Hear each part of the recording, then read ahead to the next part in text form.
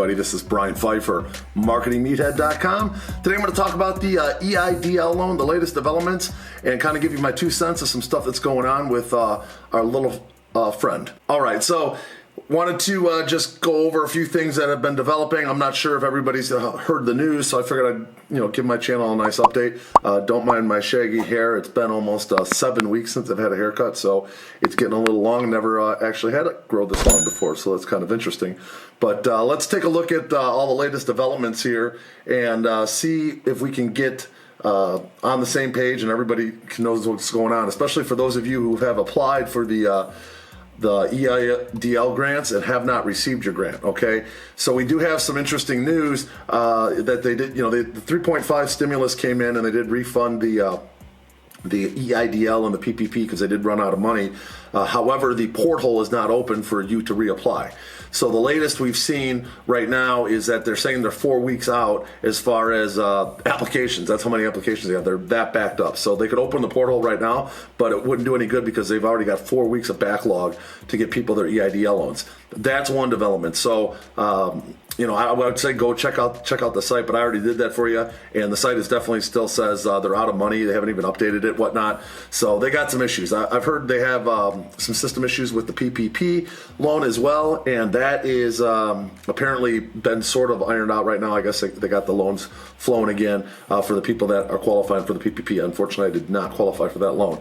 The other big issue was that they've run into is Pelosi and Schumer, the minority leader of the Senate, and Pelosi's the majority leader of the House. Basically, they have issued a letter, and I'm going to go ahead and link that letter in the comments below, and I'll flash it on the screen here.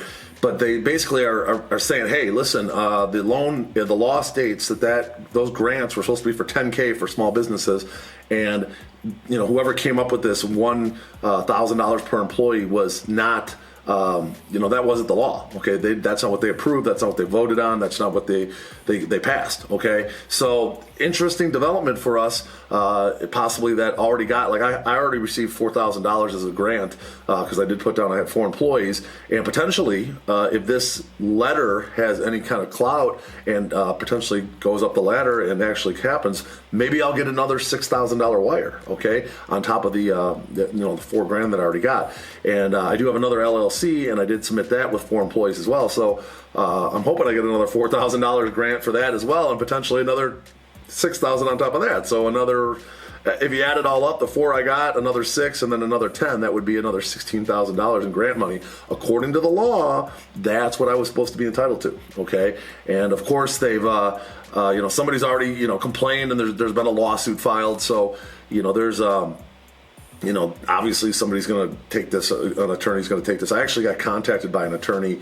and he asked me if I wanted to be a part of potentially taking my case more public and seeing if I can get more money and whatnot. And unfortunately, I think he watches my channel or whatnot. So unfortunately, I don't really want to get into the spotlight for this kind of stuff right now. I got my own business and stuff. I just rather not get into the spotlight. I don't want to be contacted by news media and stuff like that. I think I'll pass on that right now. But I found it kind of interesting that that he was interested in doing something similar to what's already happening, and obviously somebody's filing a lawsuit that they're breaking the law, and it's evident, especially now that this letter exists, and I'll put a copy of that letter below. But that letter just states straight up that they're not following the law, and that's the law. And if they don't have enough money, then they're supposed to come back and ask for more money and get more money and supply the small businesses, because that's what it was intended for, to help small businesses get through this incredibly tough time. Okay, it's my situation. I live in Las Vegas. I had a Vegas-based business.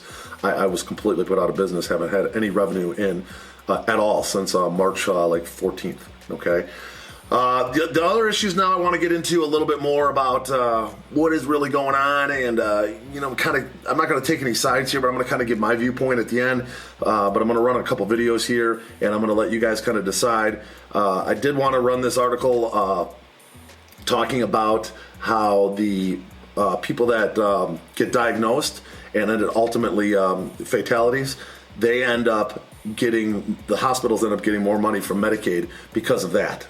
okay? So that's a problem because that's going to get a lot more people that are maybe terminally ill. They're going to get diagnosed with the illness, and so the hospitals get more money. So that's a problem, okay? That's interesting. I found that very interesting, and you need to pay attention to that because that could be skewing the numbers a little bit. The next thing I wanted to talk about was this article that shows a prison testing, okay? And they showed that 96% of the people tested had it. I'm not going to say the word, but had it, and they were asymptomatic, okay? So that just tells you how many people like probably had this already and didn't show any symptoms, and it's already gone. And you know, in my opinion, they're going to have to just let it run its course, okay? It's just, there's no way to stop it. They don't have no cure, and there's no, no treatment, okay? So it's going to go around. You're going to get it, and it's probably going to pass, and probably 96% of the people aren't even going to know they had it, okay? That's just the way it is, and that's been proven here in this article, and I'm going to go ahead and link this below. You're going to find this very interesting. Okay, now let's talk about what Vegas is doing here, and I found this very interesting. They're talking about putting like thermal cameras at the door of the Venetian hotel, okay? And this is interesting, and I think it's kind of a lunatic idea, and here's why. Because the body temperature is 98 degrees or whatever. But in Las Vegas in the summer months, especially in like June and July and August, we get up to 120 degrees outside, and then it's sunny outside. So if you're walking around outside and it's 120 degrees, your body temperature is going to be emitting a lot of heat. My guess is that it's going to register that you have a temperature even though you don't, okay? I've walked around in 120 degree heat in the sun, and no matter what you do, you cannot stop sweating, okay? It's just impossible. So this is in my opinion, is just a precautionary measure that's not going to work. In my personal opinion, I think there's no way you can stop this, okay? And all this stuff they're doing is just to get people to come back because they're scared. And at the end of the day, they have to let this just run its course. And when it runs its course, it's going to go away. That's what's going to ultimately happen. That's my opinion. And we'll talk more about this at the end. But, here's another one that it was kind of ridiculous. It shows a picture of potentially what an airline would look like with a seat facing the wrong way and plexiglass in between all the people. And the funny thing is, like, this would never stop the spread, because if that person coughs and it goes up into the air conditioning system, all the people around are going to get exposed to it. Okay, absolutely insane. I thought that was kind of funny. Now let me run this video, and this is another one that I found incredibly interesting. The same situation here. If somebody coughs, there's just no way you can stop the spread. If it's in the air, you can't stop it. It's not possible. I'm going to go ahead and run this video, and we'll talk about it at the end. Agitated. That's how this table games dealer told me she felt when she watched this video. She didn't want to show her face or use her real voice. She told me she could lose her job. She works here at Margaritaville Resort Casino in Bossier City, Louisiana. From a dealer's point of view, you can, just look at that video and realize that there's just no way that's going to keep us safe or, keep the germs away. Are they going to clean them every hour? She's worked as a dealer for the last decade. We deal with the most dirtiest things, the money and the chips. She started at Margaritaville 5 years ago. One person who works for security there were saying that we were not going to be allowed to wear masks or gloves because of the security risk, and that's why they were putting the plexiglass into the tables. It looks similar to sneeze guards at grocery stores and gas stations. But unlike store clerks, she said dealers interact with the same people for hours. We're not allowed to leave our table if someone sneezes or has a coughing fit. The Venetian Resort in Las Vegas laid out its plan to reopen. It said it installed transparent plastic barriers in many locations, like hotel front desks and guest services. It didn't mention gaming tables.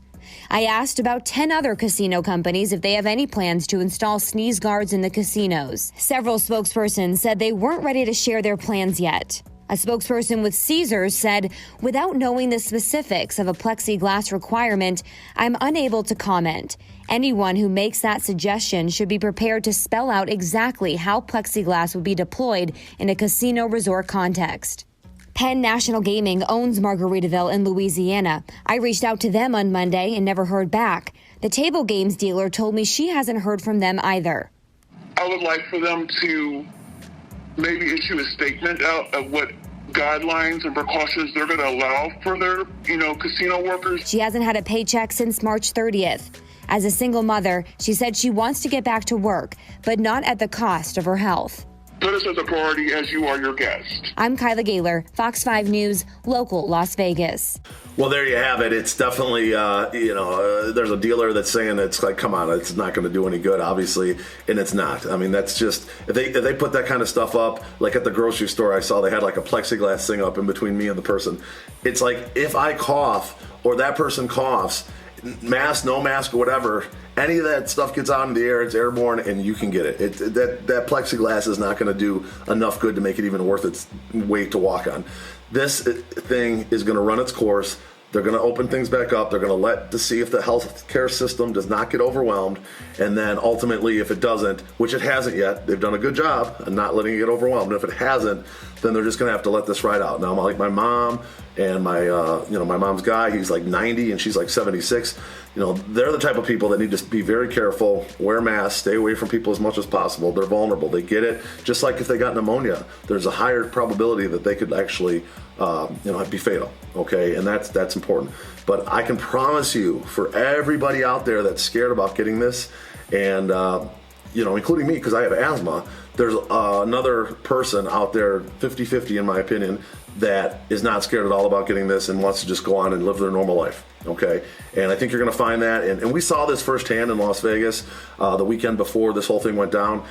It was around. I mean, people already were getting it. It was here, and it didn't stop the people that were in Vegas from going out. The clubs were so packed you could not even get into the ones that stayed open. It literally were so packed, and there were people breathing on each other and dancing and partying. It was their last night to party ever. And for a lot of people, it was the last night to party for a lot of months. So people don't care. Okay, there's a lot of people out there that just don't care. So I want to flash this, this thing, and here's kind of an idea of the people that are afraid. And honestly, I think this is like a 50-50. Okay, and then there's the people that are not afraid. And I'm kind of on the fence. Again, I'm a little bit more high risk because I have asthma since I was a kid. But at the end of the day, I know there's no way to stop this thing, and they've proven they can't stop it. The only reason they did the whole shutdown was to not overwhelm the health system. They did a good job at that. Now they've got the ventilator production ramped up, and they got the testing production ramped up, and they're just going to have to let this thing run its course. It's going to run its course ultimately, and when it does, things are finally going to go back to normal, and everything should be hopefully good. That's my personal opinion. I could be wrong. I'm just some guy on YouTube, and potentially I am wrong. But at the end of the day, that's my personal opinion. I would love to hear your comments below, and hopefully you guys enjoyed the effort I put in to make this video good and give you this quality information. I would like a like on the video if you could. It really helps the channel out. My channel is growing very nicely, and I do appreciate that. And make sure you share this with your friends. And again, leave me that comment below and let me know which side of the fence you're on. I'm the Marketing Meathead. We'll talk to you later. Thank you.